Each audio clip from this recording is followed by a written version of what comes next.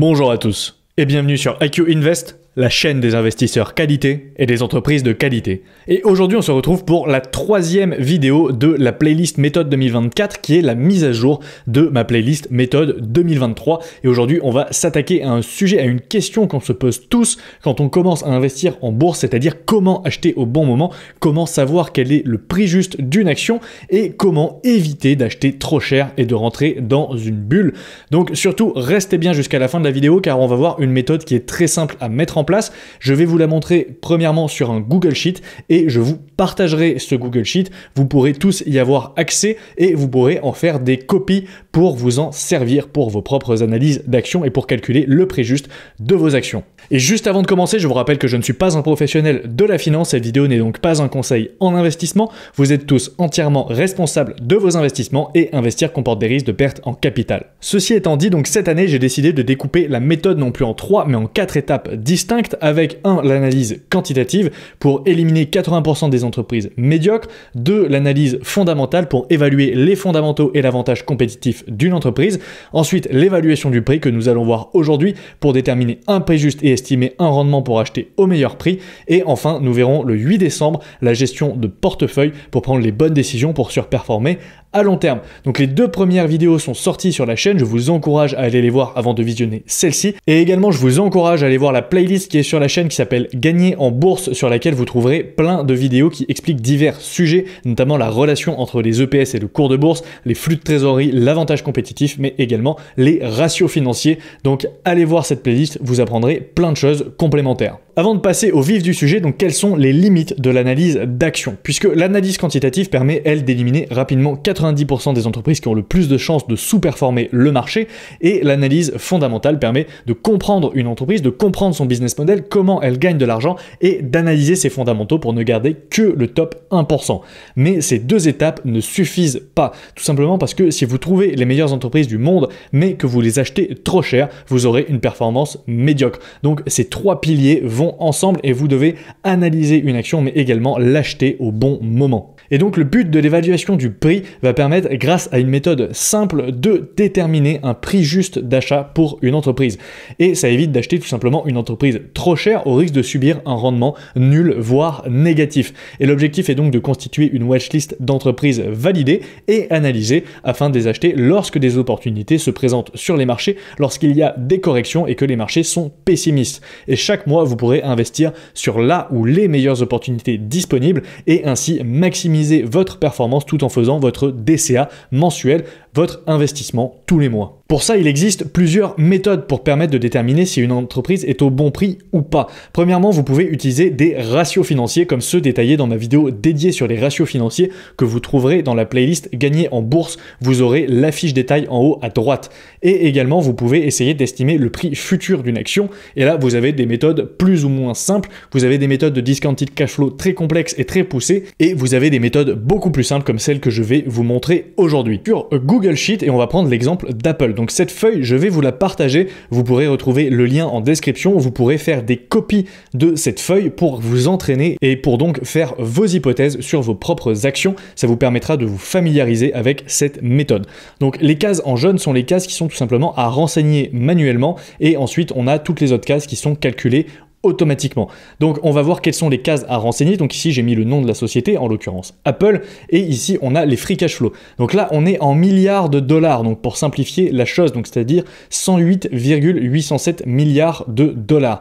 Et pareil pour les actions en circulation, donc ça c'est le nombre d'actions en circulation, on est à 15,343 milliards. Donc vous pouvez ici mettre les chiffres absolus ou mettre les chiffres en milliards, en milliers ou en millions, peu importe, tant que vous avez les bons chiffres. Donc le montant des free cash flow et le nombre d'actions en circulation. Donc ça, c'est des chiffres que vous trouverez à peu près partout, mais vous pouvez tout simplement aller sur le site investisseur de la société, on en a parlé dans la vidéo précédente, et vous pouvez aller voir directement sur le dernier rapport financier. Idéalement, privilégier les rapports annuels et non trimestriels pour avoir une année complète, et vous allez chercher donc les flux de trésorerie disponibles, à savoir les free cash flow et le nombre d'actions en circulation, donc la moyenne pondérée des actions en circulation. Ensuite, ce qu'il va falloir faire, c'est calculer les free cash flow par actions. Donc là, tout simplement, ce qu'on va faire, c'est qu'on va diviser les free cash flow par le nombre d'actions en circulation. Donc ici, c'est calculé automatiquement dans le fichier. On fait C3 divisé par C4 et ça va nous donner les free cash flow par action, donc 7,09. En sachant que ici, dans cet exemple, j'utilise les free cash flow, mais vous pouvez aussi tout à fait le faire en utilisant les bénéfices ici. Vous remplacez tout simplement cette case free cash flow par la case bénéfices, et ici, vous allez avoir les bénéfices par action ou les EPS, les earnings per shares en anglais, ou alors vous pouvez directement renseigner dans cette case le montant des earnings per shares que vous trouverez relativement facilement pour toutes les entreprises. Ensuite, ce qu'il va falloir faire, c'est renseigner des hypothèses. Ici, les hypothèses, ça va être à vous de les déterminer. Ça va être votre hypothèse de croissance ainsi que le price to free cash flow final. Donc on va commencer par l'hypothèse de croissance, c'est tout simplement le taux de croissance annuel des free cash flow par action ou des EPS, des earnings per shares, si vous avez choisi d'utiliser plutôt les bénéfices. Pourquoi j'utilise les free cash flow d'ailleurs, petite parenthèse, tout simplement parce que c'est une métrique qui est généralement plus fiable et plus proche de la réalité car elle représente le cash qu'il y a réellement sur le compte de l'entreprise à la fin de l'année. Mais du coup, donc ici, l'hypothèse de croissance que vous devrez déterminer vous-même, vous pouvez vous baser sur la croissance historique de l'entreprise sur les 10 ou 5 dernières années, mais également vous pouvez aller voir des hypothèses de croissance qui sont des estimations notamment par des analystes financiers. Tous les analystes financiers proposent des hypothèses de croissance, notamment sur les EPS, mais également sur le chiffre d'affaires. Donc vous pouvez vous baser sur toutes ces métriques-là. Personnellement, j'ai choisi de renseigner 12% par an pour Apple, tout simplement parce que c'est un chiffre qui me paraît cohérent par rapport à son historique et par rapport à ses perspectives de croissance future, donc 12% de croissance des free cash flow par an. La deuxième métrique, ça va être le price to free cash flow final, mais on va y revenir juste après.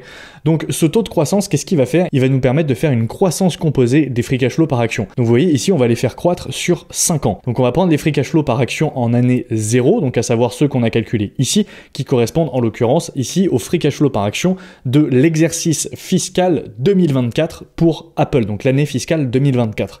Donc en année 0, on a 7,09 et ensuite on va appliquer ce taux de croissance qu'on a renseigné dans la case F3 pour l'année 1, pour l'année 2, l'année 3, l'année 4, l'année 5, etc. Vous connaissez le principe des intérêts composés et on se retrouve donc en année 5 avec 12,5 $ de free cash flow par action. Donc ça c'est vraiment très important puisque ce taux de croissance, si vous voyez, si on le passe à 10, modifie complètement ce qu'on a en résultat en année 5. Forcément, si on met 3, vous voyez, on va se retrouver avec des free cash flow par action qui vont complètement varier en année 5. Donc renseignez bien votre hypothèse de croissance, ça va être très important. Donc ici, avec 12% de croissance par an, on se retrouve donc en année 5 avec 12,5 de free cash flow par action. Ensuite, on va se servir du price to free cash flow pour estimer le prix final. Donc qu'est-ce que c'est le price to free cash flow? C'est tout simplement l'équivalent du PE. Donc vous êtes tous familiers avec le PE ou PER qui est le price to earnings. Donc c'est exactement la même chose, sauf qu'au lieu de diviser le prix par les earnings, on va diviser le prix par les free cash flow. Et donc ça nous donne un price to free cash flow de 24. Donc ça, c'est tout simplement un price to free cash flow à déterminer par nous-mêmes. Ce n'est pas le multiple de valorisation actuelle de la société. Et donc ça, tout simplement, ça nous permet de dire, ok, donc moi, dans 5 ans, j'estime que l'entreprise va être capable de croître ses free cash flow par action à 12% par an, et j'estime en année 5 que l'entreprise sera valorisée 24 fois les free cash flow, donc qu'elle sera valorisée avec un price to free cash flow de 24, ce qui n'est pas le cas actuellement, je précise. Apple est autour des 30 de price to free cash flow. Et si vous avez vu donc ma vidéo de relation entre le prix et les EPS qui est dans la playlist gagnée en bourse, vous savez que si on multiplie donc les free cash flow par action que l'on a en année 5 par le price to free cash flow final, on obtient donc le prix de l'action en année 5 tout simplement, puisqu'on multiplie le price to free cash flow par son multiple de valorisation. Et donc tout simplement ici, si on multiplie G8 par F4, donc 12,5 par 24, on obtient un prix final de 299,95 $. Donc ici, qu'est-ce qu'on vient de faire? On vient tout simplement d'estimer un prix à 5 ans de la société par rapport à une croissance et un multiple de valorisation. Et on voit que selon notre hypothèse, dans 5 ans, l'action Apple vaudra environ 299,95 $. Ici ensuite on a la dernière case qui est à renseigner manuellement, qui est le prix actuel. Donc là en l'occurrence, à l'heure où j'ai fait cette vidéo, j'ai renseigné 228,02 $, qui est donc le prix actuel de l'action Apple. Vous pouvez le renseigner à la main ou vous pouvez utiliser la formule Google Finance pour directement aller chercher le prix en temps réel ici, c'est à vous de voir. Et ce qui va être pratique, c'est que ces deux prix vont nous permettre de calculer plusieurs choses. On va pouvoir pouvoir calculer un CAGR entre le prix actuel et le prix final. Donc tout simplement ici ce qu'on va faire, c'est qu'on va calculer le taux de rendement annualisé sur 5 ans, donc sur les 5 prochaines années, entre le prix actuel de l'action et le prix final que l'on aura déterminé. Et donc ça nous donne tout simplement, vous avez la formule qui est pré-remplie ici dans le Google Sheet, donc vous n'avez pas à la renseigner, mais cette formule nous permet de calculer que si on achète l'action Apple aujourd'hui, au prix de 228 $, on aurait un rendement de 5,64% par an, donc c'est-à-dire un rendement plutôt mauvais pour un investissement en bourse. En tout cas, ce ne sera pas un rendement qui va nous permettre de battre le S&P 500, puisque nous, on cherche des rendements qui nous permettent de faire plus de 12% par an de croissance. Donc si on veut 12% par an, combien est-ce qu'il faudrait payer l'entreprise? Eh bien, c'est tout simplement ce que nous permet de faire la case prix juste ici. Donc cette case, vous voyez la formule ici, nous permet de calculer donc à combien est-ce qu'il faudrait payer l'action Apple aujourd'hui pour obtenir un taux de rendement de 12% par an que vous voyez ici, mais vous pouvez ajuster ce rendement. Si vous voulez obtenir par exemple 14% de rendement par an, vous voyez qu'il faudrait payer l'action 155 $ aujourd'hui. En l'occurrence, moi je veux obtenir plus de 12% par an, donc il faudrait que je paye Apple aujourd'hui 170,2 $ pour obtenir ce rendement. Donc on voit que l'action aujourd'hui est surévaluée puisque 228 $ nous offre 5% de rendement et qu'il faudrait payer 170 $ pour obtenir 12% de rendement. Et donc ici on a la dernière case qui nous permet de calculer la marge de sécurité qui va être tout simplement la différence entre le prix juste et le prix actuel, et on voit qu'elle est à moins 33,97%. donc ça nous dit que l'entreprise aujourd'hui est surévaluée de 33%. Donc si la marge de sécurité est négative, ça veut dire que l'entreprise est trop chère, et si la marge de sécurité est positive, ça veut dire que l'entreprise est au bon prix, ou en tout cas qu'elle est peut-être sous-évaluée. Donc c'est très important de bien renseigner son hypothèse de croissance et son multiple final ici, car c'est vraiment ça qui va nous permettre d'obtenir le prix juste le plus précis possible. Et évidemment, essayez toujours de sous-estimer un peu les chiffres. N'allez pas mettre 22% par an pour Apple, puisque potentiellement, si ça n'arrive pas, vous allez vous retrouver avec des rendements décevants. Donc essayez d'être toujours légèrement pessimiste sur vos hypothèses pour avoir des bonnes surprises si jamais l'entreprise fait un peu moins bien que prévu. Voilà, donc j'espère que vous m'avez suivi jusque-là pour l'explication de cette méthode. Comme je vous l'ai dit, vous avez le lien en description, donc amusez-vous à essayer de changer les chiffres, amusez-vous à essayer de calculer tout ça pour une société que vous avez en portefeuille, comme ça vous allez vraiment bien comprendre la relation entre toutes les cases et ça va vous permettre de vous familiariser avec ce modèle. Et ensuite on se retrouve ici sur l'application IQ Invest, puisque si vous voulez vous simplifier la vie, j'ai bien évidemment développé un onglet évaluation pour chaque entreprise, qui vous permet en fait tout simplement d'avoir exactement la même chose que sur le Google Sheet, mais de manière beaucoup plus simple et de manière automatique. Donc ici, vous pouvez choisir les données utilisées entre les free cash flow par action ou les bénéfices par action, comme je vous l'ai dit. Ça va vous changer en fait toute la méthode de calcul à chaque fois. Donc personnellement, je préfère utiliser les free cash flow par action. Vous avez ici donc la fameuse croissance prévue et le multiple final. Donc vous voyez que ça marche exactement de la même manière que sur le Google Sheet. La différence, c'est que vu que c'est dans l'application, moi je peux vous fournir d'autres données pour aider à la décision, notamment les taux de croissance historiques, en l'occurrence le taux de croissance des free cash flow à 5 ans, le taux de croissance des free cash flow à 10 ans, ainsi que la prévision de chiffre d'affaires par les analystes. Ensuite, ici, vous avez le multiple final, mais vous avez également donc la médiane du multiple sur les 10 dernières années, ainsi que le multiple actuel. Donc vous voyez qu'Apple aujourd'hui est à 31,67. À droite, vous avez un graphique qui vous montre de manière visuelle l'évolution des free cash flow par action de la société par rapport à vos hypothèses de croissance.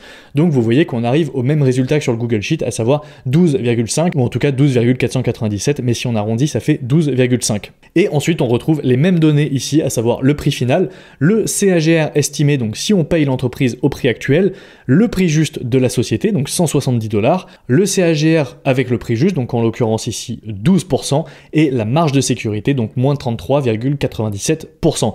Vous pouvez enregistrer l'hypothèse et réinitialiser l'hypothèse. Ça vous permettra de reconsulter tout ça dans la watchlist si vous avez ajouté votre action à la watchlist, mais on va en reparler juste après. Et également, vous avez un graphique ici qui vous permet de visualiser l'évolution des ratios de valorisation sur les 10 dernières années. Donc ça, c'est hyper pratique pour vous aider à choisir un multiple final. Donc là, par exemple, nous, on est sur le mode Price to Free Cash Flow ici. Donc, on va tout simplement enlever le PE et ne garder que le Price to Free Cash Flow. Et vous voyez que les Price to Free Cash Flow d'Apple ont fortement varié sur les 10 dernières années, puisqu'on était constamment en dessous des 20 jusqu'en 2019, où en 2019, l'entreprise a explosé en termes de valorisation et aujourd'hui, maintenant, au-dessus des 30. Et vous voyez également qu'en avril-mai 2024, on avait potentiellement une très bonne opportunité de se positionner sur l'entreprise, puisqu'elle était autour des 170 $, à savoir le prix juste qu'on a calculé ici. Donc en fait, rappelez-vous que vous aurez toujours des opportunités pour vous positionner au bon moment sur vos sociétés. Donc voilà, l'utilisation de l'application n'est certainement pas indispensable, vous pouvez le faire largement depuis un Google Sheet et ça sera très simple,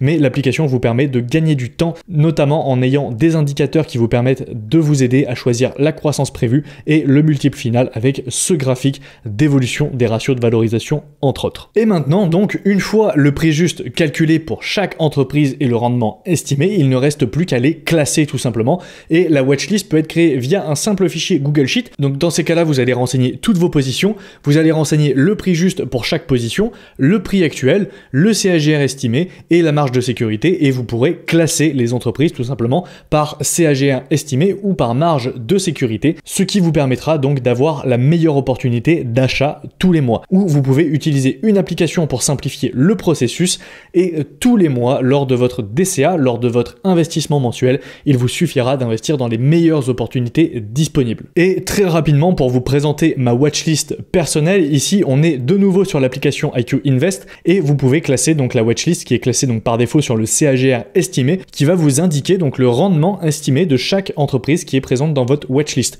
Donc vous voyez que en l'occurrence, personnellement, pour les entreprises que j'ai analysées et sélectionnées, c'est Evolution AB, Applied Materials et Alphabet qui sont les plus intéressantes à acheter. Et le gros avantage de l'application, c'est bien évidemment que le prix est mis à jour en temps réel et que votre hypothèse de rendement va également se mettre à jour en fonction des annonces de résultats de la société. Donc tout va être mis à jour automatiquement et tout va être calculé automatiquement. Dès que vous enregistrez une hypothèse de croissance, elle va se retrouver dans votre watchlist. En plus évidemment de tous les autres ratios que vous pourrez retrouver, mais on ne va pas rentrer en détail sur tous les autres ratios ici. Tout ce qu'il faut retenir, c'est que moi cette watchlist m'aide beaucoup pour sélectionner les meilleures opportunités d'investissement, mais vous pouvez tout à fait créer la même via un fichier Google Sheet.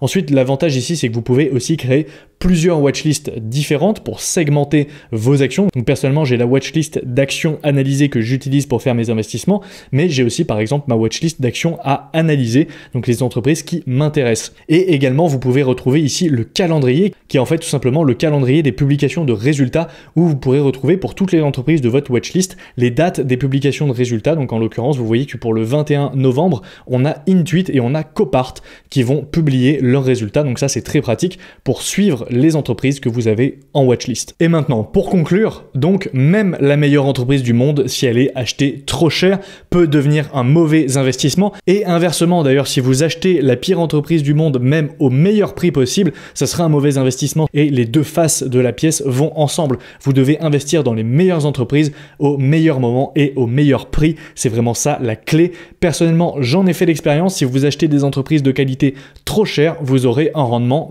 pourri. Vous pouvez suivre mes vidéos portefeuille où je vous explique toutes les erreurs que j'ai fait par exemple. Ensuite, ne négligez pas cette étape évidemment, car même si ça peut être difficile psychologiquement, notamment lorsque les marchés sont hauts, c'est vraiment attendre les bonnes opportunités qui va vous permettre d'augmenter votre rendement. Donc ne soyez pas trop gourmand, ne soyez pas trop pressé.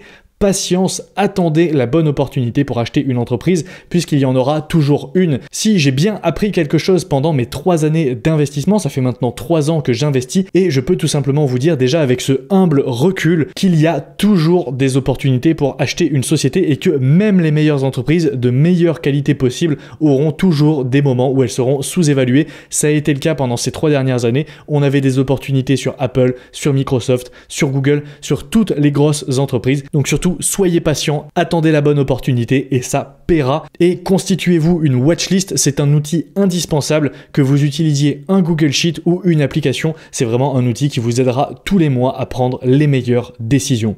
Et voilà, merci à tous, merci à ceux qui sont restés jusqu'à la fin comme d'habitude. N'oubliez pas de laisser un pouce bleu sous la vidéo. Dites-moi en commentaire qu'est-ce que vous utilisez pour gérer votre watchlist. Est-ce que vous connaissiez cette méthode et est-ce que vous utilisez cette méthode ou pas? N'oubliez pas de vous abonner à la chaîne si ce n'est pas déjà fait. Allez suivre la chaîne IQ Bitcoin si le sujet du Bitcoin vous intéresse. Abonnez-vous à la page Instagram @iq-invest.fr et également allez suivre le podcast Le CAF Rentable sur YouTube et les principales plateformes de podcast avec un nouvel épisode tous les lundis matins à 8h. Et sur ce, moi je vous dis à la prochaine pour une nouvelle vidéo. Ciao!